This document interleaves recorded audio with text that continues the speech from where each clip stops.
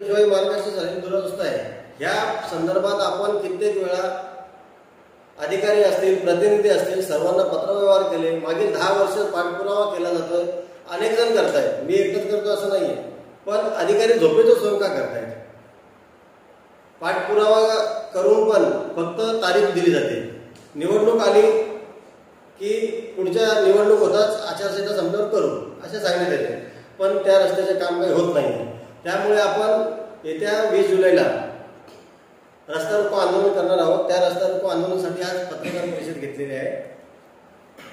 तर आपला सर्वात मेन मुद्दा हा रस्ता जो आहे कल्याण राज्य मार्गाचा जवळचा, या रस्त्याला शेकडो गावं जोडली जातात।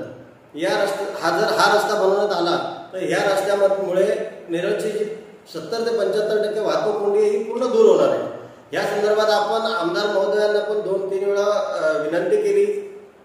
विनंती करून होईल करण्यात येईल असे शब्द आले। आमदार साहेब अधिकाऱ्यांना भेटलो, अधिकारी बोलतात आपण इथे प्रस्ताव टाकलाय, तिथे प्रस्ताव टाकलाय, आपण यांना हँडओव्हर केलंय, त्यांना हँडओव्हर केलंय, पण गेली 10 वर्ष हेच त्यांचे उत्तर आहेत आणि चालढकल केली जाते।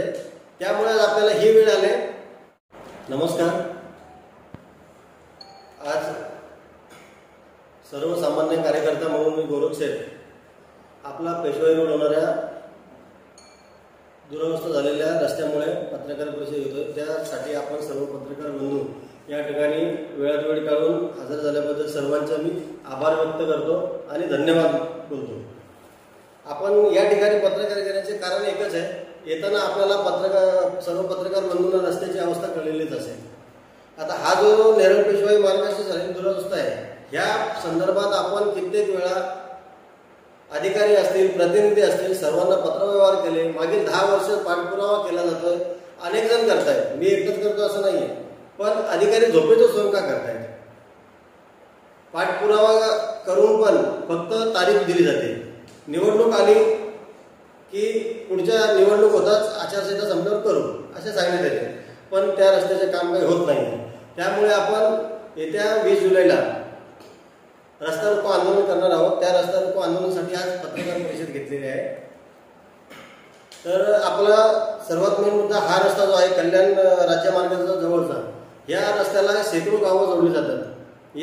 हा रस्ता बनवण्यात आला तर या रस्त्यामुळे नेरळची जी 70 ते 75% वाहतूक कोंडी ही पूर्ण दूर होणार आहे। या संदर्भात आपण आमदार महोदयांना पण 2-3 वेळा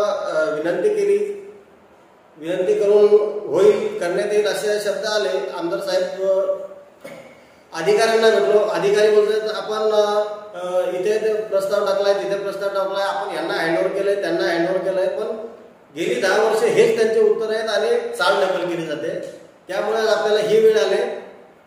आपण कोणत्याही राजकीय हेतूने राजकीय पत्रकार परिषद घेत नाहीये, आपण नेरळ परिसरातील सर्व नागरिकांच्या समस्यांसाठी सर्व नागरिकांच्या वतीने ही पत्रकार परिषद घेतोय, सर्वसामान्य कार्यकर्ता म्हणून। आता नेरळ कलम राज्यमार्ग रेल्वे गेट जो आहे तो नेरळच्या अरुंद रस्ते असल्यामुळे त्या ठिकाणी पाडा घेतात।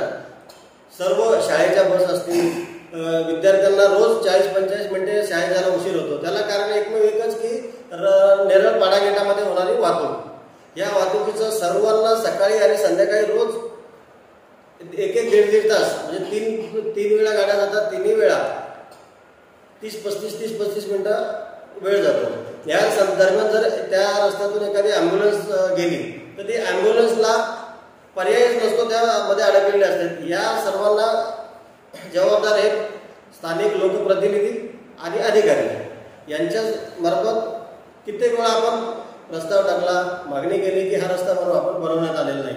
आता मागील 10 ते 15 दिवसामध्ये आपण बांधकाम विभाग अधिकाऱ्यांना पत्रव्यवहार केले, आजपर्यंत त्यांचं कोणतंही उत्तर आलेलं नाहीये। त्यामुळे आपण येत्या 20 जुलैला रस्ता रोको आंदोलन करणार आहोत। या रस्ता रोको आंदोलनासाठी सर्व नागरिकांना आवाहन करतो की हे जे रस्ता रोको आंदोलन आहे हे सर्व जनतेसाठी आहे।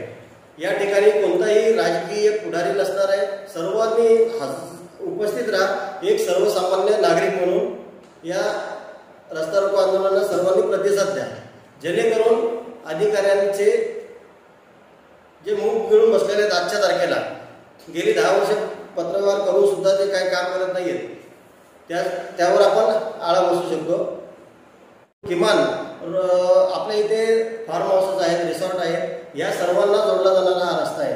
आपल्या इथे बाहेरून पर्यटक येतात, काळजीपूर्वक येतात की आपण नॅशनल एरियामध्ये जातोय, आपल्याला तिथे 2 दिवस आपण राहणार आहोत. या ठिकाणी आल्यावर आपण बघू शकता हे अशी त्यांची परिस्थिती होते. ही वाहन काहीतरी 2 दिवसाच्या आधीचा ॲक्सिडेंट आहे. याचे 2 दिवसासाठी जाऊन इथून निघून चालले होते. जाता जाता त्यांनी रस्ता चुकवण्याच्या कारणामुळे त्यांचा ॲक्सिडेंट झालेला आहे. पूर्ण गाडी त्यांची लॉस झालेली. आता याला कारणीभूत कोण? फक्त अधिकाऱ्यांची चालढकल. हा रस्ता जो आहे तो आंबिवली रेल्वे गेट ते दामत रेल्वे गेट या मार्गाने निघतो. आता आपण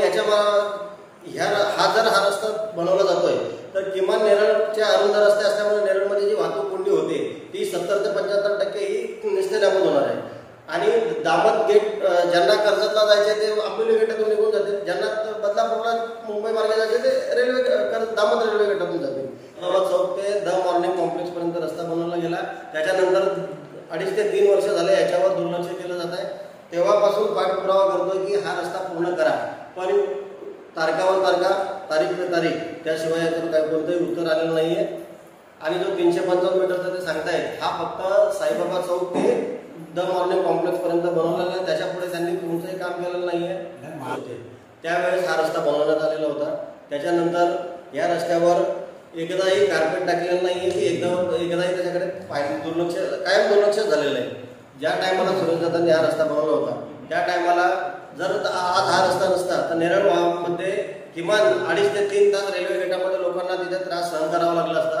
कारण त्या अगोदर हा मार्ग वापरण्यात नव्हता, त्यानंतर बनवण्यात आलेला आहे. कारण हावरे कॉम्प्लेक्स पासून पुढे हा रस्ताच नव्हता. त्याच्या अगोदर 2 ब्रिज टाकण्यात आले.